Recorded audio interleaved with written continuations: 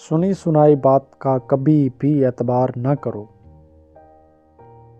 Late کر مطالعہ کرنے سے بینائی کمزور ہو جاتی ہے۔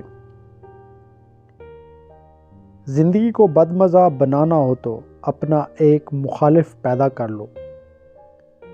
شریف النفس انسان کو کوئی صحبت خراب نہیں کر سکتی۔ سندل کے درخت میں 1000 سانپ لپٹے ہوں مگر ان کا زہر سندل پر اثر نہیں کرتا۔ ہمیشہ سچ بولو چاہے کتنا ہی بڑا خطرہ ہو۔ جو شخص ناکامیوں سے ڈر کر بھاگتا ہے اس سے کامیابی ڈر کر بھاگتی ہے۔ جو لوگ دنیا سے اکتا جاتے ہیں دنیا بھی ان سے اکتا جاتی ہے۔